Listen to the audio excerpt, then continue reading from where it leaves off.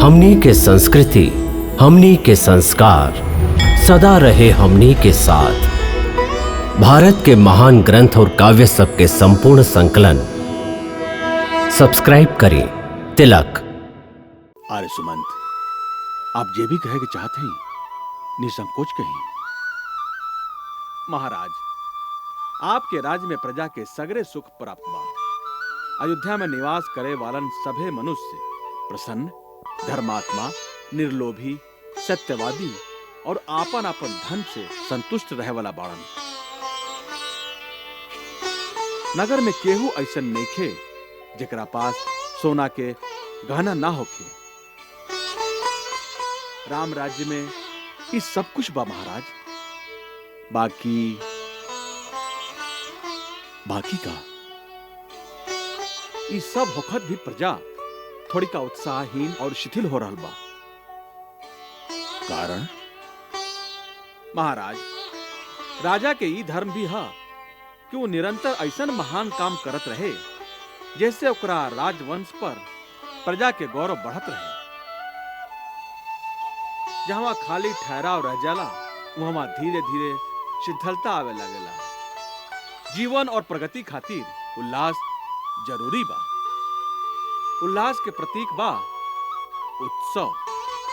जे राज्य में कोनो उत्सव ना होखेला वो राज्य में प्रजा लोग के हृदय बुझल बुझल रहेला।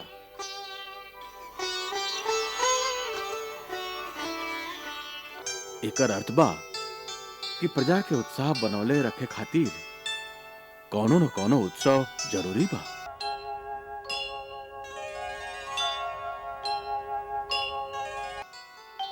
महाराज, आर्य सुमंत के ई मत हा तो हमहू उनका से पूर्णतः सहमत रही।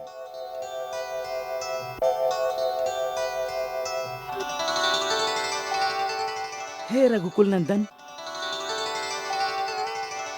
यदि आप आज्ञा दी तो एगो प्रस्ताव रखी। कहा? महाराज, अश्वमेघ नाम के महान यज्ञ सगरे पाप के दूर करे वाला परम पावन और दुष्कर बा। ऐसे आप एक अनुष्ठान स्वीकार करी।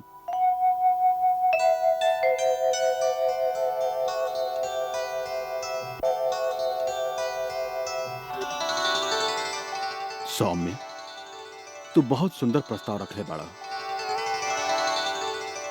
पहला समय में राजा इल जब भगवान शंकर के श्राप से स्त्री बन गई रहन, तब अश्वमेघ यज्ञ के अनुष्ठान करके ही वो फिर से पुरुषत्व के प्राप्त कले रहन। यही यज्ञ के द्वारा इंद्र भी ब्रह्म हत्या के पाप से मुक्त भइल रहन। हमके भी यह बात के आभास बा कि रावण के वध करे से हमहू ब्रह्म हत्या के दोषी हैं। सुनले हैं कि कुंभोदर ऋषि हमार अन्न भंडार से ऐसे अन्न लेहल स्वीकार ना कैलन काहे कि हम अभी तक ब्रह्म हत्या के प्रायश्चित ना कैले हैं।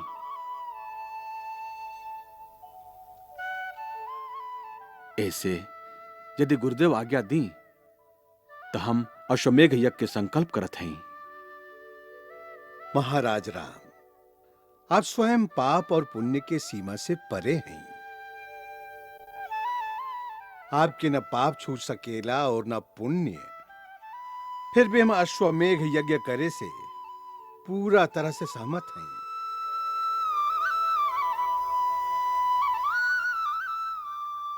ऐसे रघुकुल के यश पताका चारों दिशा में लहराई और जैसन आर्य सुमंत कहले, प्रजा के अंदर भी स्फूर्ति और उल्लास के लहर फैल जाई। तब प्रभु, हमारी प्रार्थना है कि ई महायज्ञ के प्रमुख ऋत्विज आप होखब। मुनिवर, आप शास्त्र के नियम के अनुसार हमारे यज्ञ कराएं। आप हमारे गुरु और परम महान हैं। ई यज्ञ के भार के आप ही वहन कर सकेले। आप हमके ईमान दे रहल हैं, ऐसे हमार जीवन सफल हो गई। आदिकाल में जब परमपिता ब्रह्मा जी हमके सूर्य वंश के पुरोहित बने के कहनी, तो हम ई कह के स्वीकार कर देले रही क्या हमके पुरोहिताई के काम पसंद नहीं खे।